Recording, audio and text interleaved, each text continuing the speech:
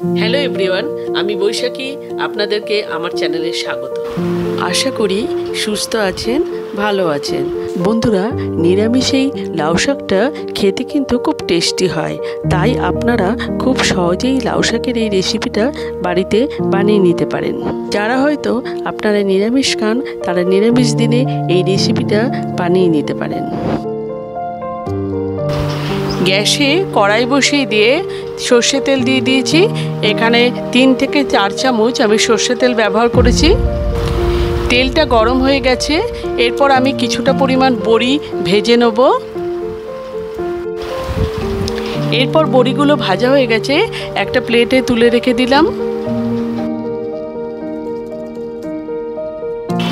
এরপর আমি এখানে বেগুন ব্যবহার করব। আমি যেসব সবজি নিয়েছি আপনারা এখানে আপনাদের পছন্দ মতো সবজি অ্যাড করতে পারেন। এরপর সামান্য পরিমাণ হলুদ দিয়ে দিলাম। বেগুনটা আমি আলাদা করে ভেজে নিচ্ছি, কারণ বেগুনটা তাড়াতাড়ি সিদ্ধ হয়ে যায়। এরপর বেগুনটা ভাজা হয়ে গেছে, একটা প্লেটে তুলে রেখে সরিয়ে দিলাম। এরপর ওই তেলেই 1 চামচ পাঁচফোড়ন দিয়ে দিলাম। এরপর দিয়ে দিলাম কেটে রাখা আলু, একই সাথে কেটে রাখা কুমড়ো, আর দিয়ে দিলাম লাউ শাক, আর দিয়ে দিলাম 2 টুকরো টমেটো। সবজিগুলো আমি কেটে ভালোভাবে ধুয়ে নিয়েছিলাম। এরপর দিয়ে দিলাম সামান্য পরিমাণ হলুদ। ভিডিওটা ভালো লাগলে একটা লাইক করে দেবেন, আর চ্যানেলটাকে সাবস্ক্রাইব করার জন্য অনুরোধ রইল। আর দিয়ে দিলাম স্বাদ মতো নুন। অল্প একটু নাড়াচাড়া করে 5 থেকে 7 মিনিটের জন্য আমি ঢাকা চাপা দিয়ে দিলাম। গ্যাসের ফ্লেমটা লো রাখতে হবে। বন্ধুরা, মাঝখানে আমি একটু নাড়াচাড়া করে দিয়েছিলাম।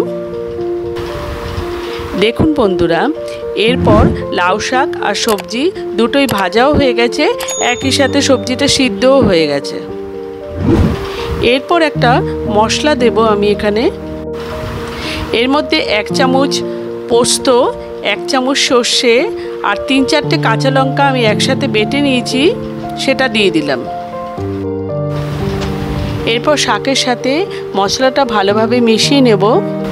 এখানে আমি এক্সট্রা জল ব্যবহার করব না, কেননা সবজিটা পুরোই সিদ্ধ হয়ে গেছে, এতে টেস্টও খুব ভালো হয়। এরপর পরিমাণ মতো চিনি দিয়ে দিলাম। একটু মিষ্টি দেবেন, তাতে খেতে ভালো লাগবে। আবারও নাড়াচাড়া করে নিলাম।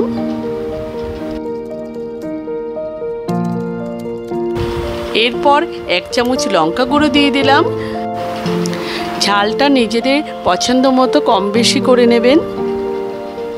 এরপর ভালোভাবে মিশিয়ে নিয়ে 2 মিনিটের জন্য আমি ঢাকা চাপা দিয়ে দিলাম।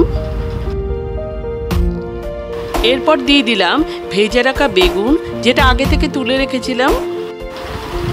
এরপর সব সবজি একসাথে ভালোভাবে মিশিয়ে নেব। এরপর আমি ভাজা বড়িগুলোকে গুঁড়ো করে ব্যবহার করেছি। আপনারা এখানে গোটা বড়িও ব্যবহার করতে পারেন। এরপর বড়িগুলোকে লাউ শাকের সাথে ভালোভাবে মিশিয়ে নেব। বন্ধুরা, নিরামিষ দিনেই হোক বা অন্য দিনেই হোক, লাউ শাকের এই চচ্চড়িটা ভাতের সাথে আপনারা বাড়িতে ট্রাই করতে পারেন। আশা করি ভালো লাগবে। দেখুন বন্ধুরা, লাউ শাকের এই চচ্চড়ি রেসিপিটা আমার রেডি হয়ে গেছে।